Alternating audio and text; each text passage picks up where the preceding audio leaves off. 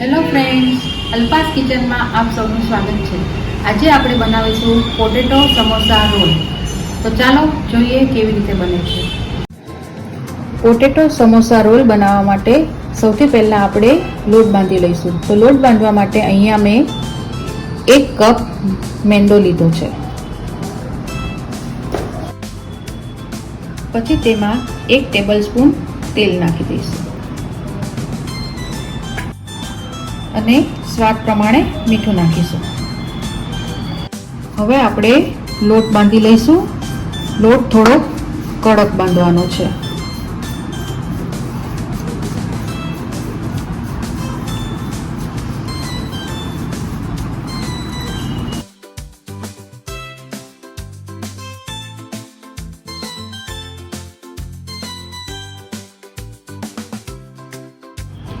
હવે આપણો લોટ બંધાઈ ગયો છે। આને હવે આપણે અડધો કલાક માટે ઢાંકીને રહેવા દઈશું।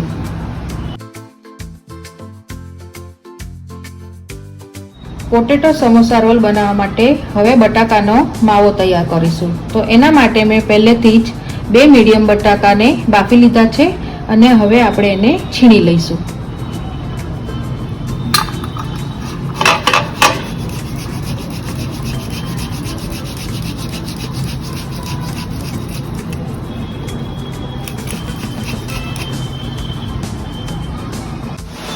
હવે આપણે બટાકા છીણી લીધા છે તો તેમાં 1/4 કપ ઝીણા સમારેલા કાંદા નાખીશું, થોડા ધાણા નાખીશું, 1 ટીસ્પૂન આદુ લસણની પેસ્ટ નાખીશું, 1 ટીસ્પૂન લીલું મરચું કાપેલું નાખીશું, 1 ટીસ્પૂન લાલ મરચું, 1 ટીસ્પૂન ધાણા જીરું પાવડર, 1 ટીસ્પૂન ચીલી ફ્લેક્સ અને સ્વાદ પ્રમાણે મીઠું નાખીશું। હવે આપણે આને બરાબર મિક્સ કરી લઈશું।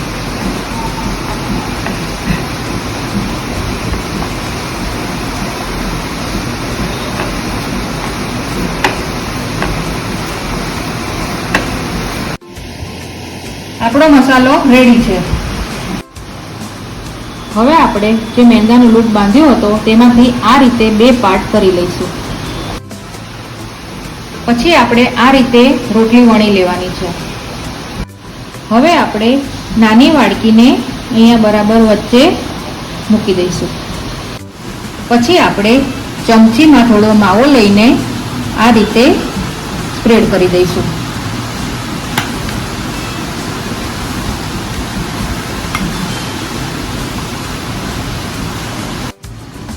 આ રીતે મસાલો રોટલી પર લગાવી દેવાનો છે અને હવે આપણે આ વાડકીને લઈ લઈશું।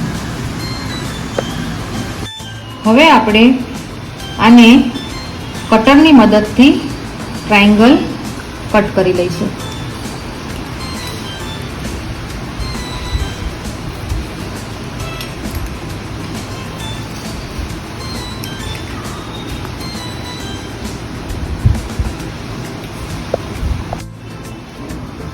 આ રીતે આપણે ટ્રાયેંગલ કટ કરી લેવાનું છે। ટ્રાયેંગલ કાપ્યા પછી આપણે એને હવે આ રીતે રોલ વાળી દઈશું।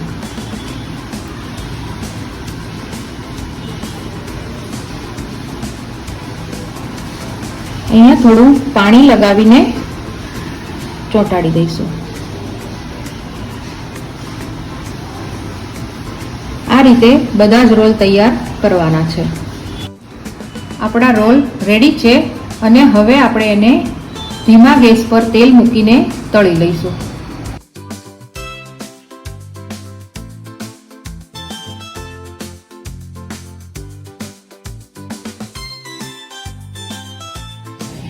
આ રીતે બ્રાઉન થાય ત્યાં સુધી તળવાના છે અને હવે આપણા પોટેટો સમોસા રોલ રેડી છે।